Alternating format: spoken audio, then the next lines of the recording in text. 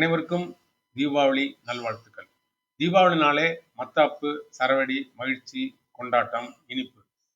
இப்போ October 21 Muhurat trading டைம்ல நம்மளுடைய பொசிஷன்ஸ்லாம் எவ்வளோ லாபம் ஈட்டியிருக்கு அப்படின்றத நாம பார்க்க போறோம்.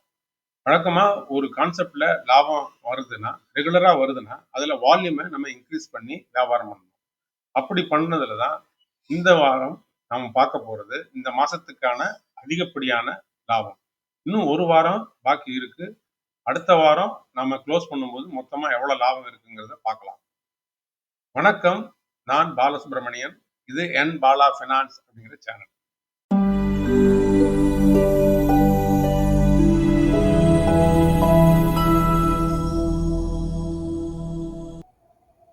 வணக்கம் சுப்பங்காவனம். வணக்கம் சார், எப்படி இருக்கீங்க? நல்லா இருக்கேன். தீபாவளி வாழ்த்துக்கள். Happy Deepavali sir.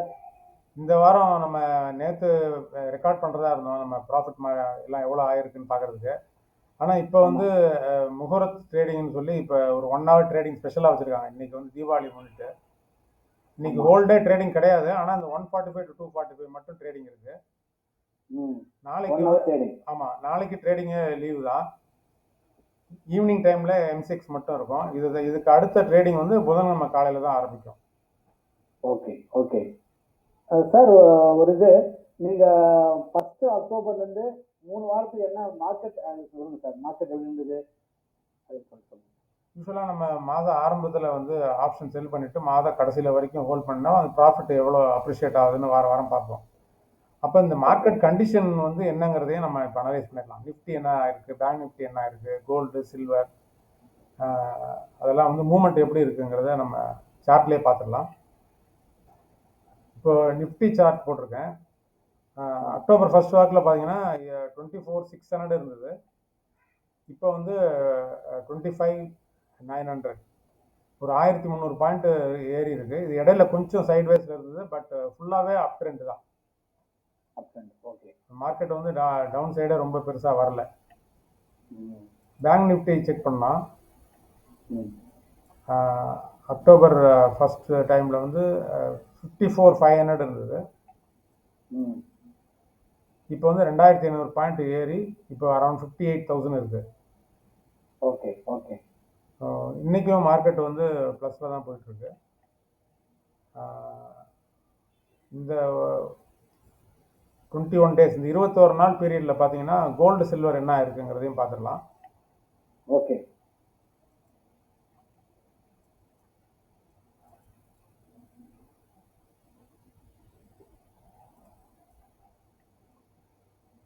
October 1st வீக்கில் நம்ம 1,16,000 இருந்தது 10 கிராம் கோல்டோட ரேட்டு. இப்போ 128 இருக்குது.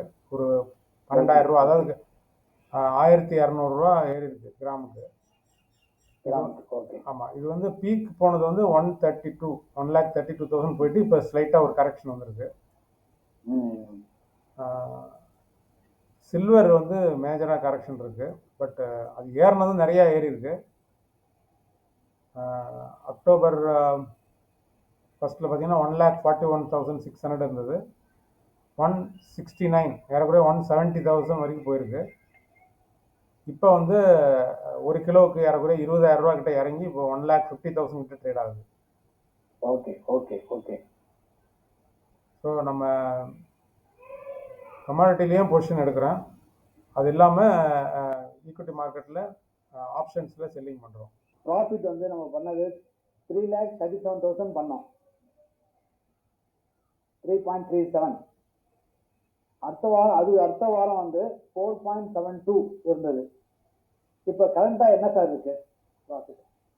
ஸோ லாஸ்ட் வீக் பார்க்கும்போது நிறையா நமக்கு அப்ரிசியேஷன். நம்ம வந்து ட்ரேடிங்னு எதுவுமே புதுசாலாம் எடுக்கிறது இல்லை, க்ளோஸ் பண்ணுறது இல்லை.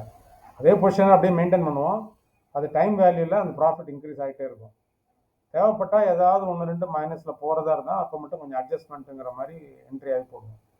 ஸோ இப்போ இருக்கிற பொசிஷனை நான் ஆக்சுவலாக 2 அக்கௌண்ட்டில் ட்ரேட் பண்ணுறோம். என்னோடய ஃபேமிலி, என்னோடய ஒய்ஃப் அக்கௌண்ட்டும் என்னோடய அக்கௌண்ட்டும். ஸோ தனித்தனியாக அந்த 2 அக்கௌண்ட்டையுமே வந்து நெட்டாக இப்போ எவ்வளோ ப்ராஃபிட் இருக்குதுன்னு பார்த்துடலாம். இப்போ நீங்கள் ஸ்க்ரீனில் பார்க்குறீங்க ஜெரோதா அக்கௌண்ட்டு. டோட்டல் ப்ராஃபிட்டு நீங்கள் எழுதிக்கோங்க, 7,40,000 காட்டுது. இப்போ 7,40,000. 42,000. 7,40,000 காட்டுது. ஸோ இது சில பொசிஷன்ஸ், 7,40,000. இதில் சில ஸ்டாக் ஆப்ஷன்ஸ் பொசிஷன்ஸ்லாம் அது கூட நம்ம பார்க்க முடியும். ம். இது போக வந்து க்ரோ அக்கௌண்ட் இருக்குது, அது வந்து ஒரு 7,30,000 ப்ராஃபிட் போயிட்டுருக்கு. அது இப்போ ஸ்க்ரீனில் பார்க்கலாம். 7,33,000 இப்போது. ஸோ இது ரொம்ப பார்க்குறதுக்கு வந்து சிம்பிளாக தெரிஞ்சால் கூட இது ரொம்ப கேர்ஃபுல்லாக வந்து ரொம்ப ஃப்ளக்சுவேட்டிங் ஆகிற சில ஸ்டாக்ஸு அதெல்லாம் பார்த்தீங்கன்னா ப்ராஃபிட் எடுக்கிறது கொஞ்சம் கஷ்டம். ஸோ ஓரளவுக்கு நிதானமாக போகிற ஸ்டாக்ஸில் வந்து நம்ம ஆப்ஷன் செல்லிங் பண்ணும்போது அது ப்ராஃபிட் நமக்கு கிடைக்கும். நம்ம வாரத்தில் ஆரம்பத்திலே நம்ம பண்ணிடுவோம், மாதத்தினுடைய ஆரம்பத்திலே நம்ம இது செல்லிங்கில் பண்ணிடுவோம். So last day, mostly last day வரைக்கும் வைக்கிறது இல்லை, 1 டே ப்ரியர் வரைக்கும் வச்சுருப்போம். ஸோ இன்றைக்கி வந்து நம்ம டியூஸ்டே, தீபாவளி, இந்த கான்ட்ராக்ட் க்ளோசிங்லாம் நெக்ஸ்ட் டியூஸ்டே க்ளோஸ் ஆகுது. ஸோ மேக்ஸிமம் நான் என்ன பிளான் பண்ணியிருக்கேன்னா, மண்டே, அடுத்த மண்டே வரைக்கும் இதை ஹோல்ட் பண்ணிவிட்டு நம்ம மண்டே மறுபடியும் நம்ம ரெக்கார்டிங்க்கு வருவோம். அன்னைக்கு டேயில் வந்து இது எவ்வளோ அப்ரிஷியேட் ஆகிருக்கு, எவ்வளோ நெட் ப்ராஃபிட் இருக்குதுன்னு காலையில் பார்த்துடலாம்.